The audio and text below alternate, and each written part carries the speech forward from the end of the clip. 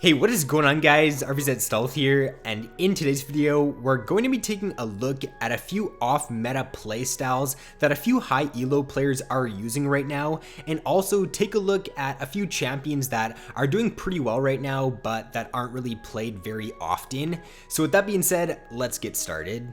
So the first champion we're going to take a look at in this video is going to be Fiddlesticks Support. So right now in Korea, it actually has the 4th best win rate for any support champion.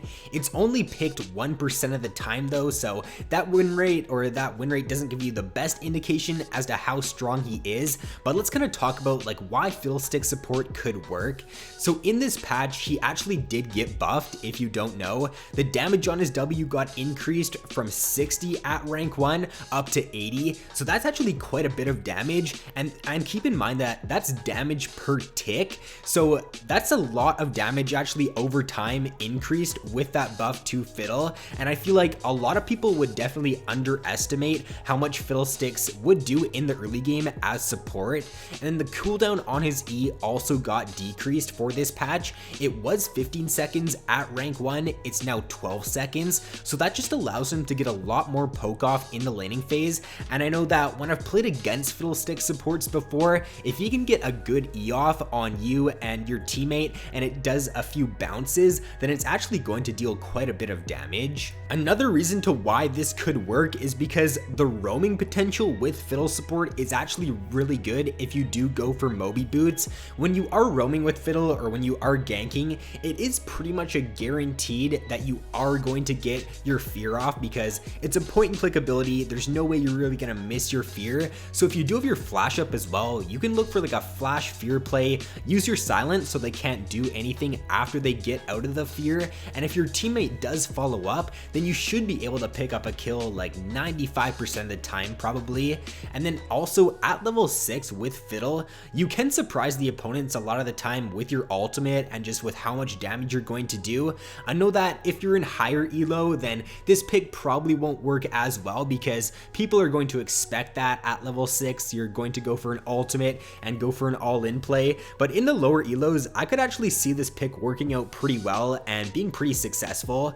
So overall, I don't think Fiddle support is that bad actually. It does provide decent crowd control with his Q and his E. It also can do quite a bit of damage, like if you do end up getting a good ultimate off in a team fight, and it does provide some pretty good peel for your AD carry. If your AD carry is getting dived on or getting dove on, then you can just fear that champion away and you can peel decently. I don't think it's a top tier pick, but I also think that it's a pretty decent pick if you can play it correctly. The next interesting off-meta pick that is being played to pretty good success right now by a master tier player in NA is tanky top lane Rengar. So what he's doing on his top lane Rengar is he's going Thunderlords as his keystone mastery. His first item on Rengar is always a black cleaver. He goes that like every single game, that is his core item on him. And then after that, it does depend on the situation. So he either goes for usually a Spirit Visage or a Deadman's after his black cleaver. If he is snowballing, then he will go for a Youmuu's. And then as his third item, if he's already picked up like a Spirit Visage or a Deadman's, then he'll sometimes go Youmuu's Ghostblade. He will only ever get Black Cleaver and Youmuu's though as his 2 damage items. He won't go for like any more damage after that. He'll just go full tank pretty much, unless he is like max build, and his last item will sometimes be like a Last Whisper item, so either a Mortal Reminder or a Lord Dominic's, but he usually does go for like a Spirit Visage and a Deadman's in his build, and he just tries to get pretty tanky.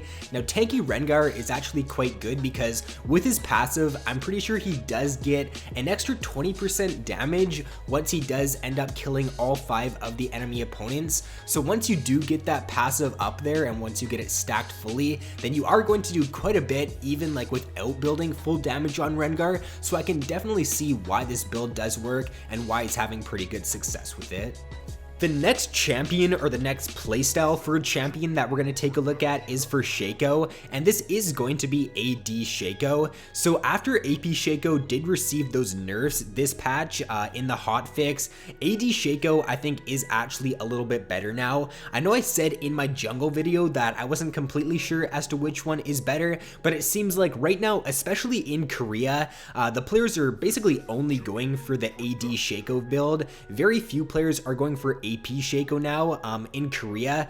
In NA, there are still some players going for the AP Shaco build, but the AD Shaco build actually does have the best win percent for any build right now. And what this build looks like is a lot of players, they go for the warrior enchantment, they go for a static shiv, or actually before they even finish static shiv or warrior, they end up getting a Tiamat. So they go for like the machete into a Tiamat, finish their warrior, then go for static shiv and an infinity edge a lot of the time, and then after that it's usually just situational. And I do think that this build is actually better than AP because the AD Shaco actually does have better ratios on it, because the Q, it does have a better AD ratio than an AP ratio, and also on his E, the AP ratio did get decreased this patch, as well as the AP ratio on his Q.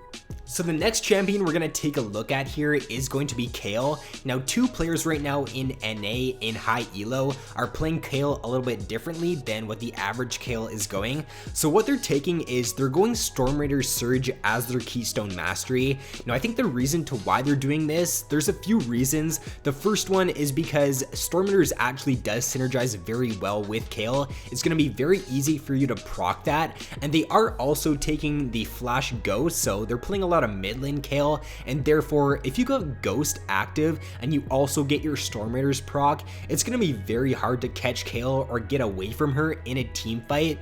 And if you do apply your Q to your opponent, then they're really not going to be able to touch you at all, especially if they are a melee champion. If you're going up against someone like a Darius or a Fiora that don't really have this like gap close that they can use to get right onto you, then they're going to be very, very useless come mid to late game if you can kite pretty well with her.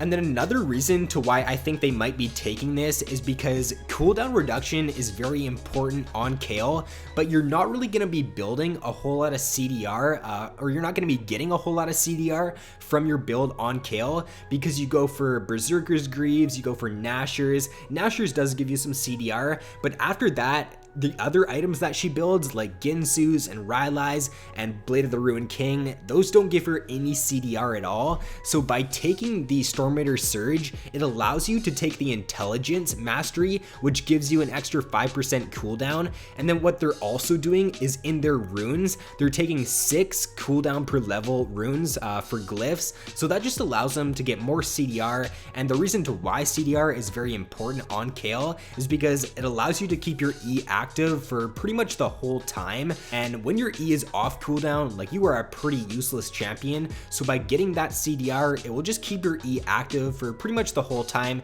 to allow you to deal a lot of damage. Now, this next playstyle is going to be what this challenger Teemo player is using right now, and I really don't want to promote Teemo because I don't really like him too much as a champion, but this guy right now has a really good win rate on Teemo, and he's one-tricking him right now. He's in challenger, so I thought I would go over the build that he's using on Teemo. So what he is doing is he's rushing a Haunting Guise every game on Teemo. He is not building a Hextech Gunblade at all. Most Teemo players right now are rushing a Gunblade, but this guy is not going Gunblade anywhere in his build. After he goes for a Haunting Guise, he usually goes for a Nashor's Tooth, and then after the Nashors, he goes for a Void Staff. He doesn't finish his Liandry's until he ends up getting Nashors and Void Staff, and then after that, he does finish his Liandry's. For his boots, he goes Sork Boot, so the only attack speed item that he gets on Teemo is the Nashor's Tooth. After that, he pretty much goes full AP, and he just plays like AP Teemo, and AP Teemo is actually so annoying to deal with because those shrooms, if you're a squishy champion, they melt your health. Like, one shroom is going to chunk you to like below half HP, and it just makes him a really annoying pick to deal with. For his Keystone Mastery, he is taking the Thunderlord's Fervor right now, now is the preferred keystone for a lot of Teemo players, but I think if you're playing AP Teemo, then it is going to be a lot better if you do go the Thunderlords. So that is going to be all for this video, guys. Be sure to let me know down below if you do like these type of videos. They do definitely take me a little bit longer to make because it does take quite a bit of research to come up with these different picks and these different playstyles. But if you do enjoy this type of video, then I could do one maybe once every week or something, because they are definitely pretty fun to make and they are definitely pretty cool to look up and just get to know what some of the top ranked players are using. So with that being said, guys, thanks for watching, have an awesome day, and I will see you in my next video.